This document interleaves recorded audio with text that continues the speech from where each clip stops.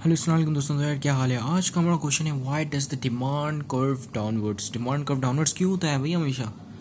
ठीक है, ये क्वेश्चन जो कि है 2014, 12, 11 में Karachi board intermediate first year economics में जो कि ये क्वेश्चन आया है। ठीक है, ड्यू टू 5 मेन अफेक्ट, 5 ऐसे मेन अफेक्ट हैं। The demand curve slopes downwards और हैज़ अ नेगेटिव स्लोप।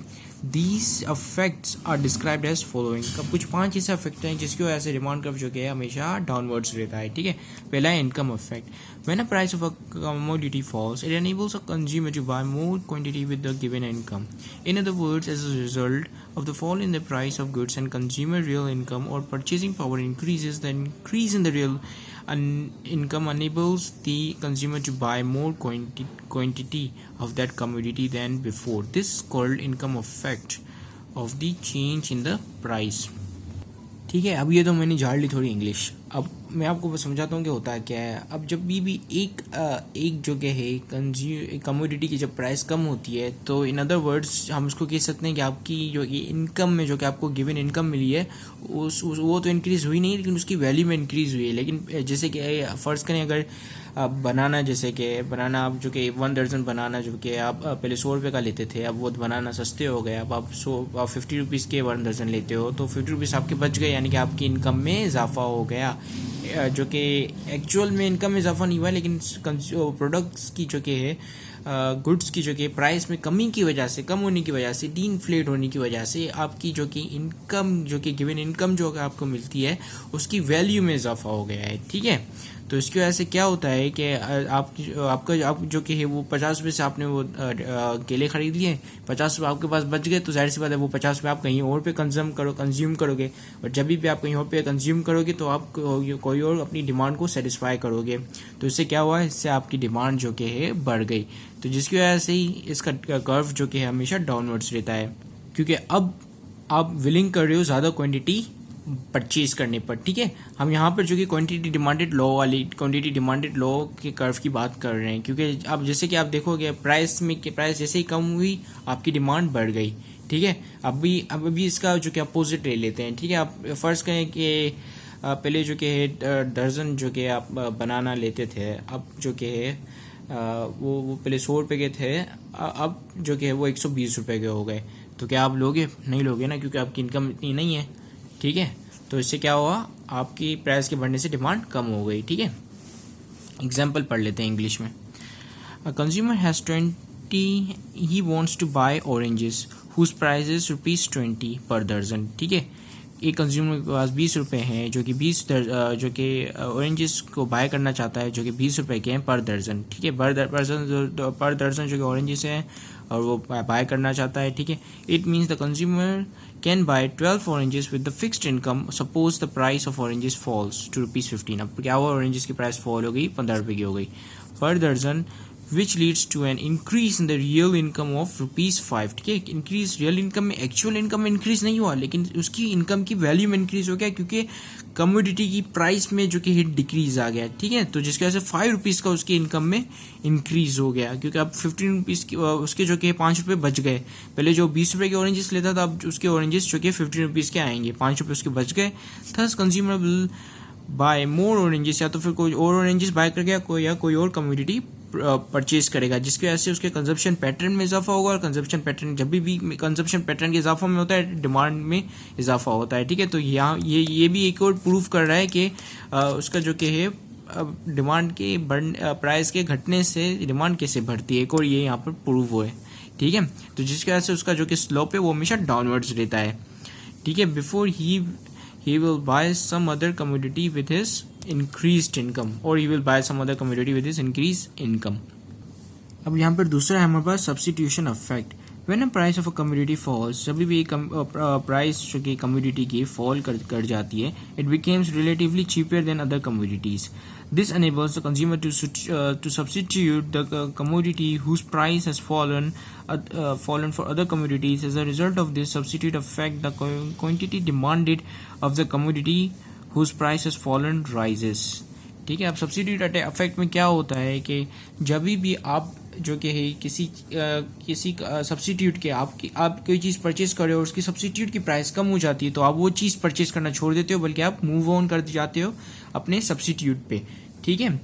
अब जब आप मूव ऑन कर जाते हो अपने सब्सिट्यूट पे तो वो जो सब्सिट्यूट होता है उसकी जो कि डिमांड में इजाफा हो जाता है उसकी प्राइस के फॉल करने की वजह से। ठीक है। तो इसको हम कहते हैं सब्सिट्यूट इफेक्ट। तो यहाँ पर भी जो कि ये प्रूव कर रहा है कि डिमांड का जो कि कर्व डाउनवर्ड्स स्लोप क्यों होता है, स्लोप डाउनवर्ड्स की तरह क्यों होता है। ठीक है। अब एग्जांपल पढ़ते हैं तो इससे आपको और अच्छी तरीके से समझ में आएगा। Tea and coffee are substitutable if price of a tea goes down, the consumer may substitute tea for coffee, although price of coffee remains the same. अब क्या है कि फ़र्ज़ करो आप जो कि है पहले कॉफ़ी पीते, कॉफ़ी और टी की दोनों की प्राइस से 50 रुपये आप पीते हो coffee.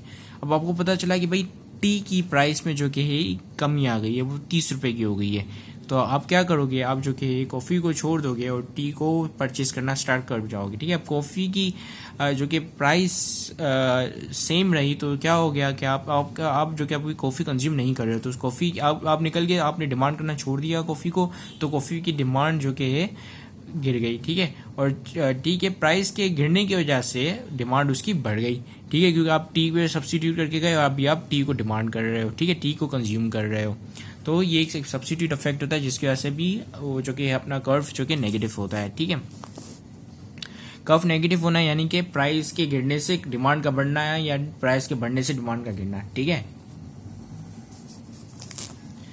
New consume, when the price of a certain commodity falls, somehow consumers who were not able to buy before now became able to buy it on lower price. For example, if the price of a radio set falls, even the poor man cannot purchase radio set. By that, the total market for radio goes up.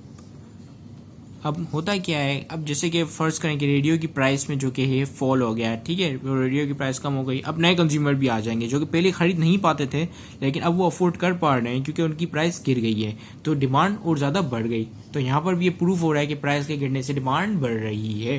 तो यानी कि negative है अपना slope demand का। अब है अपना several users. Some goods can be put to several uses, which leads to the downward slope of demand curve.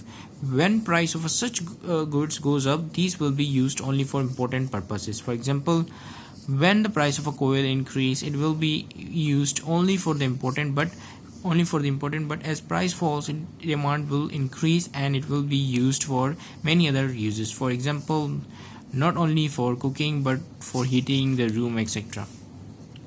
अब क्या होता है कि वो ऐसी कम्योडिटीज़ होती हैं जिनकी सेवरल यूजेस होती हैं। अब अगर उन कम्योडिटीज़ की जो कि है प्राइस अगर ऊपर चली जाए, बढ़ जाए, तो वो जो कि सेवरल यूजेस के लिए नहीं रहती हैं। ठीक है। फॉर एग्जांपल अगर कोयल की यहाँ पे मिसाल ले लेते हैं, अगर कोयल को जो कि आप समझो कोयल की प्राइस बहुत ही गिरी हुई है, ये सब अफोर्ड कर पा रहे हैं। ठीक है। कोई भी ऐसा बंदा नहीं है जो कोई कोयल अफोर्ड नहीं कर पा रहा। कोई जो कि कुकिंग पर्पज़ के लिए यूज़ कर रहा है, कोई उसको एज अ फ्यूल यूज़ कर रहा है, कोई उसको एज अ हीटिंग के लिए यूज़ कर रहा है, अपने कमरे की हीटिंग पर्पसेस के लिए यूज़ कर रहा है। अब जैसे इसकी प्राइस बढ़ जाएगी तो हर कोई अफोर्ड नहीं कर पाएगा। तो जैसे प्राइस बड़ी जो कि इसको रूम को हीट करने के लिए यूज़ करता था, वो जो कि रूम को हीट करने के लिए यूज़ करना छोड़ देगा तो उसकी डिमांड घट जाएगी। ठीक है।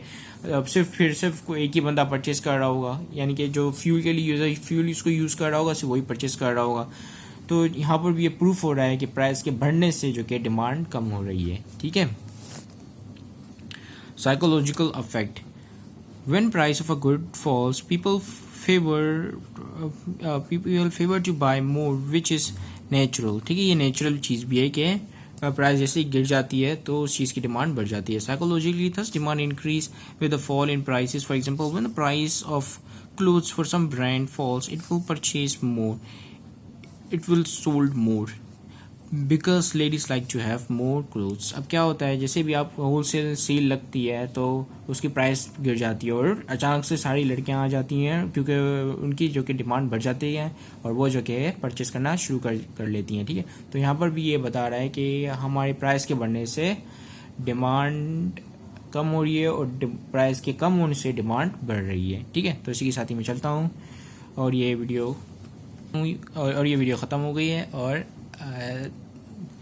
देखो, लाइक कमेंट शेयर करो ना करो, बेल आइकन को दबाओ ना दबाओ, लेकिन एक सब्सक्राइब ज़रूर दे देना, ठीक है।